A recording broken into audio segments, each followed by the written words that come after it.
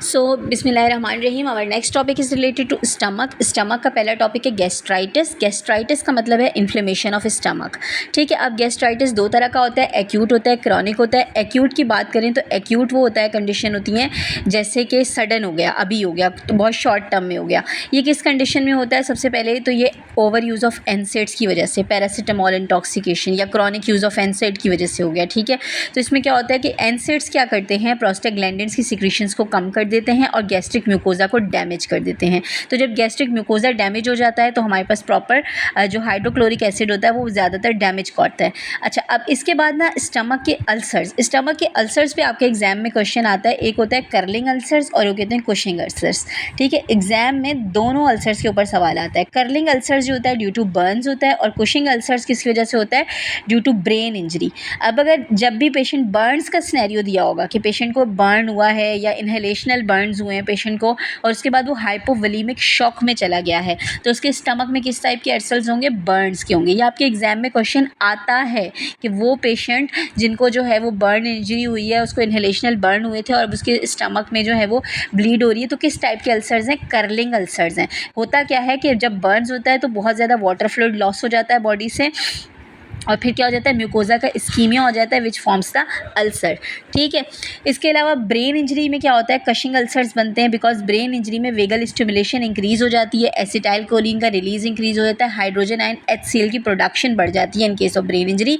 तो इसमें फिर हमारे पास HCl की एक्सेस प्रोडक्शन की वजह से अल्सर्स होते हैं। ठीक है, तो बर्न्स का क्वेश्चन मैंने आपको बता दिया कैसे आता है, कर्लिंग अल्सर्स का। दूसरा आपको ये भी क्वेश्चन आता है कि एक पेशेंट रूमेटॉइड आर्थराइटिस का या ऑस्टियो आर्थराइटिस का पेशेंट है और वो बहुत लॉन्ग टर्म से एनसेड यूज़ कर रहा है और अब उसको जो है वो सीवियर एब्डोमिनल पेन हो रहा है और उसको तो फिर ये क्या होगा? फिर ये हमारे पास हो जाएगा एनसेड इंड्यूस गैस्ट्राइटिस। ठीक है, तो इस तरीके से ये क्वेश्चन आपके एग्जाम में आते हैं। फिर आता है आपका क्रॉनिक गैस्ट्राइटिस। क्रॉनिक गैस्ट्राइटिस वो हो जाता है जिसमें आपके बिल्कुल जो गैस्ट्रिक म्यूकोजा है उसकी एट्रोफी हो जाती है, वो ब्रेक डाउन हो जाता है और उसके बाद जो है वो चेंजेस ऑफ एपिथीलियम आ जाती हैं और मेटाप्लेजिया हो जाता है। तो इसमें इन्फ्लेमेशंस भी होती हैं, इसमें हाइपोग्लाइरिडिया होता है, इसमें मेटाप्लेजिया हो जाता है और इसमें कैंसर्स का रिस्क इंक्रीज हो जाता है। इसका मोस्ट कॉमन कॉज होता है H pylori and then autoimmune. पहले मैं आपको ऑटो इम्यून बता दूं कि ऑटो इम्यून गैस्ट्राइटिस में क्या होता है? ऑटो एंटीबॉडीज बनती हैं against the hydrogen potassium ATPase pump on the parietal cells. तो ऑटो इम्यून गैस्ट्राइटिस में क्या होता है कि गैस्ट्रिक पैराइटल सेल्स जो होते हैं उनका डैमेज हो जाता है, जिसकी वजह से इंट्रिंसिक फैक्टर भी नहीं बन पाता। तो ऑटो इम्यून गैस्ट्राइटिस में पैराइटल सेल्स डैमेज हो जाते हैं, इंट्रिंसिक फैक्टर की डेफिशिएंसी हो जाती है और इंट्रिंसिक फैक्टर की डेफिशिएंसी की वजह से क्या होता है? पर्नीशियस अनीमिया हो जाता है पेशेंट को। ठीक है, ये ज़्यादातर किसको इफेक्ट करते हैं? ये बॉडी और फंडस ऑफ स्टमक को इफेक्ट करते हैं। फिर आ जाता है आपके पास H pylori. H pylori gastritis is also chronic gastritis. ये इन्फेक्शियस गैस्ट्राइटिस है, ये एंट्रम ऑफ द स्टमक को इफेक्ट करता है और ये हमारे पास म्यूकोजा एसोसिएटेड लिम्फॉइड टिश्यूज़ का लिम्फोमा कराता है। तो H पाइलोरी हमारे पास क्या कराता है? माल्ट लिम्फोमा कराता है। कैंसर में कौन सा कैंसर करता है H पाइलोरी? माल्ट लिम्फोमा कराता है H pylori. So please note down your exam question regarding the topic of gastritis. इसमें आपने एक बात याद रखना है कि रूमेटॉइड आर्थराइटिस के पेशेंट जो क्रॉनिक यूज़ ऑफ एनसेड करते हैं उनमें हमारे पास जो होता है वो गैस्ट्राइटिस ड्यू टू एनसेड होता है और उसमें प्रोस्टाग्लैंडिन डिक्रीज होने की वजह से GI म्यूकोजा डैमेज होता है। This is the exact line you have to write down कि रूमेटॉइड आर्थराइटिस के पेशेंट में जो गैस्ट्राइटिस होता है it is due to chronic use of NSAID, and chronic use of NSAID क्या करता है? प्रोस्टाग्लैंडिन E2 को की फॉर्मेशन कम करता है और फिर हमारे पास गैस्ट्रिक म्यूकोजा डैमेज होता है। बर्निंग में हमारे पास कर्लिंग अल्सर्स होते हैं और ब्रेन इंजरी में हमारे पास कशिंग अल्सर्स होते हैं। बर्निंग में हमारे पास म्यूकोजल इस्कीमिया हो जाता है और ब्रेन इंजरी में एक्सेस हाइड्रोक्लोरिक एसिड प्रोडक्शन हो जाती है। H पाइलोरी बेसिकली आपके एंट्रम ऑफ द स्टमक को इफेक्ट करता है और इसमें कौन सा ट्यूमर इंक्रीज होता है? माल्ट लिम्फोमा इंक्रीज होता है। ऑटो इम्यून गैस्ट्राइटिस जो होता है वो आपके पैराइटल सेल्स को डैमेज करता है, इंट्रिंसिक फैक्टर की सिंथेसिस नहीं होती और पेशेंट को पर्नीशियस अनीमिया हो जाता है। ये सारे आपके एग्जाम क्वेश्चन है for your gastritis topic. Then आता है मैनेटेरियल डिजीज़। मैनेटेरियल डिजीज़ में क्या होता है? Hyperplasia of the gastric mucosa, hypertrophy rugae, यानी जो स्टमक के रुगाए होते हैं ना उनमें वो बहुत ज़्यादा थिक हो जाते हैं, बहुत ज़्यादा इंटेंसिफाइड हो जाते हैं। तो उनमें से क्या होता है कि बहुत ज़्यादा अमाउंट में गैस्ट्रिक म्यूकस की सिक्रीशन होने लग जाती है, जिसकी वजह से क्या होता है? पैराइटल सेल्स की एट्रोफी हो जाती है और प्रोटीन लॉस होने लग जाते हैं और एसिड की प्रोडक्शन कम होती है। तो इसमें क्या होता है, इसमें म्यूकस, मैनिटेरी डिजीज़ में आप लिखें कि म्यूकस जो होता है वो एक्सेस में हो जाता है और हमारे पास एसिड जो होता है उसका अमाउंट कम हो जाता है। ठीक है, तो जिसकी वजह से क्या होता है, प्रॉपर जो है वो डाइजेशन ऑफ प्रोटीन नहीं होती है। ठीक है, और प्रोटीन जो होते हैं वो प्रॉपरली डाइजेस्ट नहीं होंगे तो बॉडी से एज इट इज़ लॉस होना शुरू हो जाएगा प्रोटीन्स का, और ये कंडीशन भी प्री कैंसरस होती है। ठीक है, इसमें पेशेंट क्या होगा, क्योंकि प्रोटीन नहीं जा रहे बॉडी में तो पेशेंट को वेट लॉस होगा, क्योंकि प्रोटीन बेसिकली वेट गेन में भी हेल्प करते हैं ना। Anorexia, vomiting, epigastric pain because protein indigestion and oedema due to loss of protein. ठीक है, तो ये सारी चीज़ें हमारे पास हो जाती हैं मैनिटेरियल डिजीज़ में। फिर आ जाता है हमारे पास गैस्ट्रिक कैंसर। अब गैस्ट्रिक कैंसर यानी स्टमक कैंसर, तो most common stomach cancer is gastric adenocarcinoma, lymphoma, malt lymphoma, H pylori से एसोसिएट करता है। इसके अलावा गैस्ट्रिक स्ट्रोमल ट्यूमर्स होते हैं। ठीक है, ये सारे के सारे ट्यूमर्स होते हैं जो कि मल्टीपल जीन म्यूटेशन की वजह से होते हैं। जीन म्यूटेशन आपको इतना याद नहीं रखना, कार्सिनॉइड ट्यूमर्स भी होते हैं इसमें। और स्टमक कैंसर के पेशेंट कैसे प्रेजेंट करेंगे, वही चीज़ आ जाएगी जो नॉर्मल ट्यूमर में होता है, क्योंकि स्टमक का है तो इसमें एब्डोमिनल पेन होगा, वेट लॉस होगा और इसमें हमारे पास जो है वो वॉमिटिंग साइनस है। ठीक है, प्लस में जो है इसमें हमारे पास एक और साइन होता है अकेंथोसिस नाइग्रिकन्स या लेसर टीलर साइंस भी इसमें पॉजिटिव होते हैं। स्टमक कैंसर जो होते हैं वो ज़्यादातर ब्लड ग्रुप ए को इफेक्ट करते हैं। यू नीड टू रिमेंबर कि जितने भी स्टमक कैंसर होते हैं वो ज़्यादातर ब्लड ग्रुप ए वाले पेशेंट को जो है वो इफेक्ट करते हैं। अब स्टमक कैंसर जो होते हैं, अगर हम एशियन कंट्रीज़ में बात करें तो इंटेस्टिनल जो हमारे पास होते हैं वो एच पाइलोरी डाइट्री नाइट्रोसामाइन की वजह से होते हैं, और जो अगर हम बाकी कंट्रीज़ में बात करें तो उसमें टोबैको, स्मोकिंग और हमारे पास जो है वो क्रॉनिक गैस्ट्राइटिस पे होते हैं। ठीक है, और अगर हम डिफ्यूज़ कैंसर की बात करें तो it is not associated with the H pylori, इसमें म्यूसिन फील्ड पेरिफेरल न्यूक्लियाई होते हैं। तो ओवरऑल जो याद रखने की चीज़ें हैं यहाँ पर, वो आपने ये बात याद रखनी है कि ब्लड ग्रुप ए वालों को स्टमक कैंसर बहुत ज़्यादा होता है। एच पाइलोरी के साथ आपका mucosa associated lymphoid tissue tumour यानी लिम्फोमा, माल्ट लिम्फोमा हो जाता है, और जो हमारे पास सिगरेट स्मोकिंग वगैरह होता है उसमें एडिनो कार्सिनोमा होता है।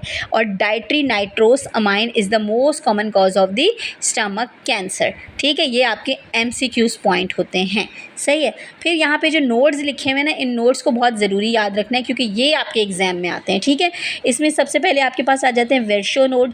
विर्शो नोड वो होता है कि जब ट्यूमर आपका स्टमक में हो और वो ट्यूमर जो होता है वो मेटास्टेसाइज कर जाए सुप्रा क्लेविकुलर लिम्फ नोड पर, तो इसे हम कहते हैं विर्शो नोड। ठीक है, अगर ये लेफ्ट सुप्रा क्लेविकुलर नोड को इन्वॉल्व करेगा स्टमक का ट्यूमर तो दिस इज़ विर्शो नोड।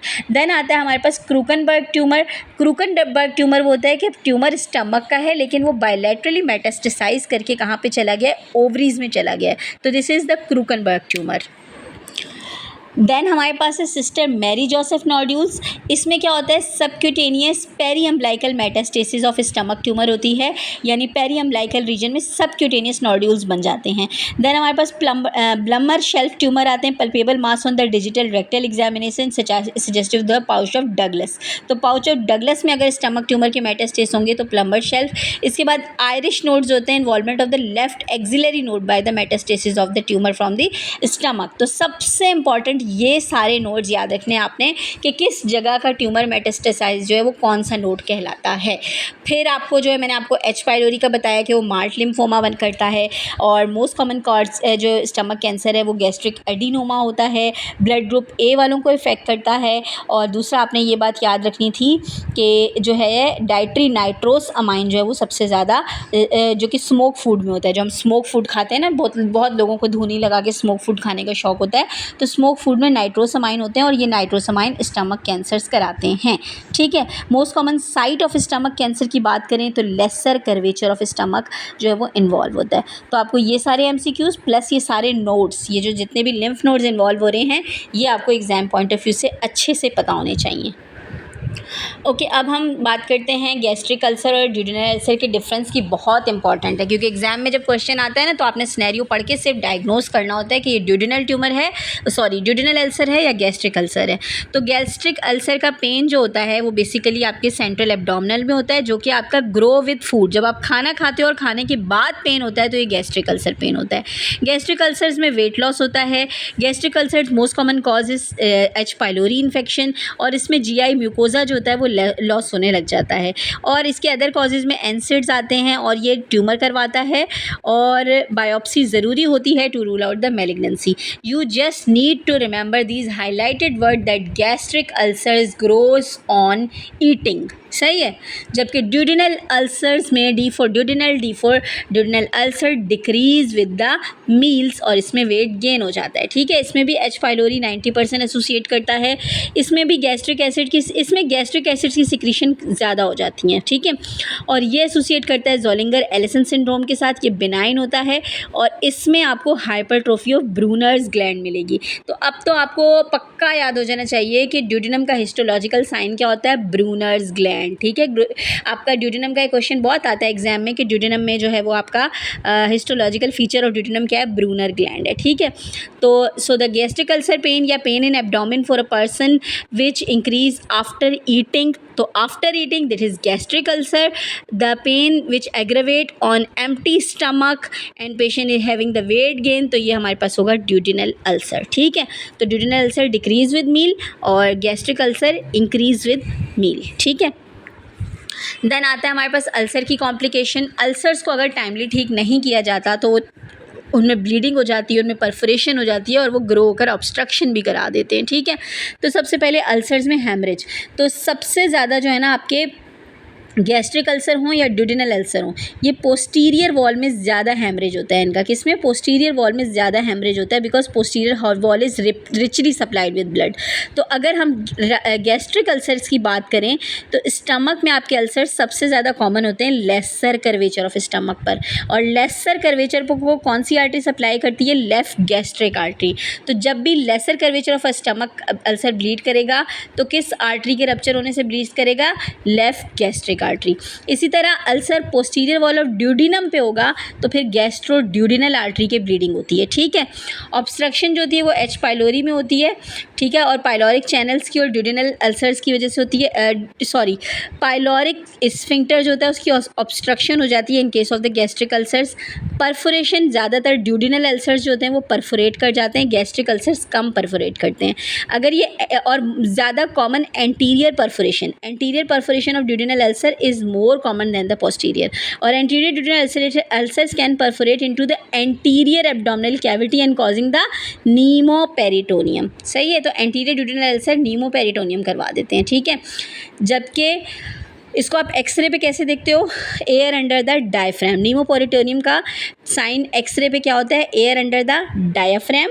और न्यूमोपेरिटोनियम का पेन कैसा होता है, पेन जो होता है वो refer to the shoulder via the irritation of the phrenic nerve. तो ये आपने याद रखने हैं। मैं इसके साथ एक लिंक भी शेयर करूँगी जिसमें मैंने आपके सारे MCQ पॉइंट डिस्कस किए हुए हैं रिगार्डिंग द अल्सर्स। ठीक है।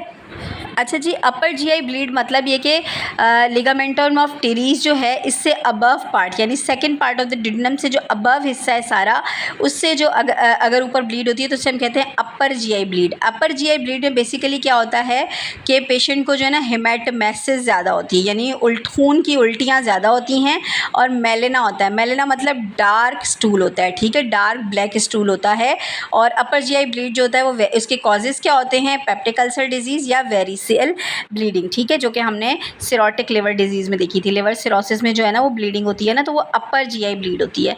देन अगर हम बात करें लोअर जीआई ब्लीड की, तो लोअर जीआई ब्लीड का करेक्टरिस्टिक फीचर ये है कि ये हमेशा फ्रेश ब्राइट रेड कलर का ब्लड होता है, और ये एसोसिएट करता है इरिटेबल और ब्लड इन द स्टूल। इसमें हेमेटोमेसिस नहीं होती, इसमें ब्लड इन द स्टूल ज़्यादा कॉमन होता है because of the lower GI bleed. ये किन कंडीशन के साथ एसोसिएट करता है, ये इरिटेबल बाउल डिजीज़ के साथ एसोसिएट करता है, डायवर्टिकुलोसिस के साथ एसोसिएट करता है, और डिस्प्लेजियाज के साथ, हेमरॉइड्स के साथ, फिशर्स और कैंसर्स के साथ जो है ये वो एसोसिएट करता है लोअर जीआई ब्लीड। तो आपने याद रखना है कि अपर जीआई ब्लीड के पेशेंट में ज़्यादातर हेमाटोमेसिस और मेलेना होता है। हेमाटोमेसिस मतलब blood in vomiting and melaena मतलब ब्लैक स्टूल। जबकि लोअर जीआई ब्लीड जो होते हैं उनमें हमारे पास क्या होता है, फ्रेश ब्लड आता है इन द स्टूल। और जो लोअर जीआई ब्लीड के पेशेंट होता है, और लाइन ऑफ डिमार्केशन क्या है, ligamentum of teres. Ligamentum of teres से above upper GI bleed, ligamentum of teres से बिलो लोअर जीआई ब्लीड होता है। अच्छा जी, अब हमारा नेक्स्ट टॉपिक है मेल एब्जॉर्प्शन सिंड्रोम्स। तो मेल एब्जॉर्प्शन सिंड्रोम में बेसिकली जो पेशेंट के फीचर होते हैं ना, वो इस तरह से होते हैं कि पेशेंट जो भी खाता है वो उसके स्टूल में एज इट इज़ वापस आ जाता है, ठीक है, या फिर स्टूल में बहुत ज़्यादा फैट्स आते हैं, स्टूल में स्टीटोरिया हो जाता है, डायरिया उसको बहुत ज़्यादा रहता है, यानी खाना खाने के फ़ौरन बाद डायरिया होगा। इस तरह के पेशेंट वेट गेन नहीं करते तो उनमें वेट लॉस होता है, वीकनेस होता है, और क्योंकि प्रॉपर एब्जॉर्प्शन नहीं होती तो मल्टीविटामिन डेफिशिएंसीज़ के साइन और मिनरल डेफिशिएंसीज़ के साइन इनमें बहुत ज़्यादा होते हैं। इसके लिए ना हम जो टेस्ट कराते हैं that is the stool for reducing sugar, और हमारे पास जो दूसरा टेस्ट होता है स्टूल का फैट इन द स्टूल, हम ये टेस्ट कराते हैं। फीकल फैट टेस्ट या सुडान स्टेन टेस्ट इनमें कराते हैं to diagnose the malabsorption syndrome. अब जो है हम वन बाय वन चारों पांचों मेल एब्जॉर्प्शन सिंड्रोम्स को डिस्कस करते हैं। अच्छा जी, सीलिएक डिजीज़ का दूसरा नाम है ग्लूटेन सेंसिटिव एंटेरोपैथी। ये ज़्यादातर फीमेल चिल्ड्रंस को इफ़ेक्ट करती है, फीमेल एज ग्रुप को इफ़ेक्ट करती है, और इसकी जो एसोसिएशन ऑटो इम्यून एसोसिएशन होती है वो HLA-DQ8/2 से होती है। पेशेंट कैसे प्रेजेंट करता है, क्योंकि ये मेल एब्जॉर्प्शन का डिसऑर्डर है तो इसमें प्रोटीन कैलोरी मेल न्यूट्रिशन यानी मेल नरिश बच्चा होगा आपके पास। Chronic diarrhoea mostly immediately after weaning की हिस्ट्री होती है। वेट लॉस होता है, फ्लैक्चुलेंस होता है, मेल न्यूट्रिशन होता है, ओस्टियोपोरोसिस हो जाती है बिकॉज कैल्शियम विटामिन डी की एब्जॉर्प्शन नहीं होती है, और एनीमिया हो जाता है। एंड डर्मेटाइटिस हर्पेटिफॉर्मिस एक ख़ास किस्म का रैश होता है जो कि सीलिएक डिजीज़ में होता है, जिसमें इंटेंस प्रोराइटिक रैश होता है extensor surface of elbow, knees and buttocks पे, ठीक है। अच्छा, इसमें IgA डिपॉजिट्स होते हैं dermo epidermal junction of skin पे। तो ये इसके मेन फीचर्स हैं, ठीक है। ये जो मैंने अलग अलग से लिखे हुए ना, एक तो डर्मेटाइटिस हर्पेटिफॉर्मिस, ये एक ख़ास किस्म का रैश होता है जो कि सीलिएक डिजीज़ में होता है। इस वक्त यहाँ लिखा हुआ है और ये एग्ज़ाम में भी पूछा जाता है कि ये ख़ास किस्म का रैश है जिसमें जो कि आपके extensor surface of elbow, knees और बटक पर होता है in case of coeliac disease. और इस रैश के अंदर डर्मो एपिडर्मल जंक्शन पे IgA डिपॉजिट्स होते हैं। अच्छा, देन हम इन्वेस्टिगेशन या डायग्नोसिस की बात करें तो इसमें गोल्ड स्टैंडर्ड और मोस्ट एक्यूरेट टेस्ट जो होता है ना, वो हमारे पास ड्यूडेनल बायोप्सी होती है, ठीक है, endoscopic biopsy of the duodenum which show the villous atrophy, crypts, hyperplasia and lymphocytic infiltrates. ये 3 फीचर आपने याद रखने हैं कि ये 3 फीचर आपको हिस्टोलॉजी पे मिलते हैं। अक्सर MCQs में क्वेश्चन यही आता है कि what is the most accurate या gold standard test for the coeliac disease. तो gold standard test is the duodenal biopsy, और इसमें हमें क्या मिलता है, villous atrophy, crypts hyperplasia, lymphocytic infiltrates, ठीक है। और type of rash in the coeliac disease, dermatitis herpetiformis. What does dermatitis herpetiformis contain? It consist IgA deposits in the dermo epidermal junction of the skin. ये आपके MCQs question है जो कि आपके exam में पूछे जाते हैं। इसके बाद अगर हम आपसे और पूछें डायग्नोस्टिक टेस्ट, तो इसमें सीरम IgA लेवल इंक्रीज़ होता है, और इसके अलावा इसमें एंटी-TTG एंटीबॉडीज़ यानी एंटी टिश्यू ट्रांसग्लूटामिनेज एंटीबॉडीज़ जो हैं वो इसमें पॉजिटिव होती हैं। एंटी एंडोमाइसियल IgA एंटीबॉडीज़ पॉजिटिव होती हैं। एंटी ग्लाइडिन IgA एंटीबॉडीज़ जो है उसमें पॉजिटिव होती हैं। ये 3 तरह की एंटीबॉडीज़ सीलिएक डिजीज़ में पॉजिटिव होती हैं। ट्रीटमेंट हम क्या देते हैं, ग्लूटेन फ्री डाइट देते हैं, मल्टीविटामिन सप्लीमेंट्स देते हैं। और अगर क्रॉनिक सीलिएक डिजीज़ और जिसमें मल्टीपल रिलैप्स एंड रिमिशन होते हैं तो उसमें हम कॉर्टिकोस्टेरॉइड या इम्यूनोसप्रेसिव थेरेपी भी देते हैं। तो ये तो मैंने आपको बहुत डिटेल में पढ़ाया। अब यहाँ पर जो लिखा हुआ है इसमें यही लिखा हुआ है कि ऑटो इम्यून कंडीशन होती है, ग्लूटेन सेंसिटिव एंटेरोपैथी होती है, और ये brows allergy, brows BROWS, B for barley, R से राय, O से ओट्स और वीट एंड और एस से आपने स्प्लिट्स, ये याद रखने कि इनकी एलर्जीज से होता है। और सिंपली बाकी सारी चीज़ें मैंने आपको सीलिएक की डिटेल में बता दी हैं, और यही सारे आपके MCQs एग्ज़ाम क्वेश्चन होते हैं। You need to remember serum IgA deficiency होती है ग्लूटेन डिजीज़ में, ठीक है। एंटी TTG पॉजिटिव होता है, endomysial antibodies positive, anti gliadin antibodies positive होती हैं। देन नेक्स्ट टॉपिक है हमारा लैक्टोज इंटॉलरेंस। लैक्टोज इंटॉलरेंस लिए आपने याद रखना है कि there is inability to break down the lactose due to the enzyme deficiency lactase. तो अगर लैक्टेज एंजाइम डेफिशिएंसी हो जाती है तो इसमें हमारे पास क्या होता है, लैक्टोज इंटॉलरेंस। इसमें ऑस्मोटिक डायरिया होता है, डिक्रीज pH ऑफ स्टूल होता है, और डायग्नोस्टिक टेस्ट इसका होता है हाइड्रोजन ब्रेथ टेस्ट, ठीक है। हाइड्रोजन ब्रेथ टेस्ट इसका डायग्नोस्टिक टेस्ट है। इसमें भी हमारे पास जो है ना विलाय जो होते हैं वो नॉर्मल होते हैं, लेकिन टिप्स ऑफ विलाय पे इंजरी हो जाती है secondary due to the viral enteritis. तो आपने ये सारी बातें इसमें याद रखनी है, और ये बात याद रखनी है कि इसमें विलाइज जो होते हैं वो नॉर्मल होते हैं, और tips of villi sometime injured होते हैं due to the secondary to the viral enteritis. फिर आपके पास आता है पैंक्रियाटिक इंसफिशिएंसी। पैंक्रियाटिक इंसफिशिएंसी का मैंने आपको बताया था कि पैंक्रियाटिक एंजाइम्स अमाइलेजेस और लाइपेजेस जो होते हैं वो कार्बोहाइड्रेट और फैट्स की डाइजेशन में बहुत ज़्यादा हेल्पफुल होते हैं। तो अगर पैंक्रियाटिक एंजाइम्स नहीं होंगे तो फैट्स जो हैं उनकी डाइजेशन नहीं होगी, और फैट्स जो हैं वो आपके स्टूल में लॉस हो जाते हैं। तो इसमें फैटी लार्ज वॉल्यूम स्टूल्स होते हैं, स्टीटोरिया हो जाता है, ठीक है। इसके अलावा मल्टीवाइटमिन्स की एब्जॉर्प्शन नहीं हो पाती। अब पैंक्रियाटिक इंसफिशिएंसी किन किन क्रॉनिक डिसऑर्डर्स में नज़र आती है, तो इसमें क्रॉनिक पैंक्रेटाइटिस, सिस्टिक फाइब्रोसिस और ऑब्स्ट्रक्टिंग कैंसर्स होते हैं, जिसकी वजह से मल्टीवाइटमिन एब्जॉर्प्शन इन कंडीशन में नहीं हो पाती, जो कि A, D, E और K होते हैं, ठीक है। इसका डायग्नोस्टिक टेस्ट ये होता है कि इसमें ड्यूडेनल बाइकार्बोनेट और फीकल इलास्टेज जो है इनका टेस्ट कराते हैं। फीकल इलास्टेज जो होता है वो पॉजिटिव होता है किसमें, सिस्टिक फाइब्रोसिस में। So diagnostic test for the cystic fibrosis और to rule out the pancreatic insufficiency in the cystic fibrosis the diagnostic test is the faecal elastase, ठीक है। अच्छा जी, ट्रॉपिकल स्प्रू जो होता है ये भी सीलिएक डिजीज़ का एक वेरिएंट होता है, लेकिन ये किन कंडीशन में आता है, ये ट्रॉपिक रीजन्स के लोगों में, या कोई विजिटर है जो आपको ट्रॉपिक रीजन में जाता है, ठीक है, जो ट्रॉपिकल एरियाज़ में जाता है। इसमें क्या होता है, इसमें सीलिएक लाइक फाइंडिंग्स होती है कि आप वहाँ गए, आपने वहाँ पे खाना वाना खाया और उसके बाद आपको इंटेरोपैथी हो गई। बट यहाँ पे आपको क्या एक डायग्नोस्टिक फीचर मिलता है कि tropical sprue best respond to the antibiotic, ठीक है। ये इन्वॉल्व करता है आइलियम को भी, और इस वजह से इसमें B12 और फोलेट डेफिशिएंसी भी होती है, ठीक है। तो B12 और फोलेट डेफिशिएंसी की वजह से क्या होता है, मेगालोब्लास्टीमिया भी इसमें हो जाता है। इसमें क्या होता है कि decrease mucosal absorption affecting the duodenum and jejunum but can involve the ileum with the time. तो आपने ये सारी बातें याद रखनी है कि it is same as the coeliac disease but it best respond to the antibiotic. It involve duodenum, jejunum and ileum, और इलियम एब्जॉर्प्शन की वजह से इसमें क्या होता है, मेगालोब्लास्टोन अनीमिया हो जाता है due to the vitamin B12 and folate deficiency. और इसकी ट्रीटमेंट ऑफ चॉइस जो होती है वो सेप्ट्रान है, ट्राइमिथोपेरिम सल्फामिथाक्सोल, ठीक है। फिर आता है विपल डिजीज़। सो विपल डिजीज़ का भी मैंने पूरा आपके सामने ये नोट किया है। ये मल्टी सिस्टम ऑर्गन इन्वॉल्वमेंट वाला डिसऑर्डर है जो कि एक माइक्रो ऑर्गेनिज्म ट्राइपोफेरीमा विपली की वजह से होता है, ठीक है। ज़्यादातर मेल्स में होता है, ओल्ड एज मेल में होता है। इसमें क्रॉनिक डायरिया होता है, मेल एब्जॉर्प्शन होती है। इसका एक क्लासिक फाइंडिंग है ऑक्यूलोमेस्टिकेटरी मायोएरिथमियाज, यानी oscillatory movement in the eyes, ठीक है। इसमें हमारे पास न्यूरोलॉजिकल सिम्टम्स होते हैं, यानी ऑसिलेटरी मूवमेंट्स होती हैं इन द आइस, ठीक है।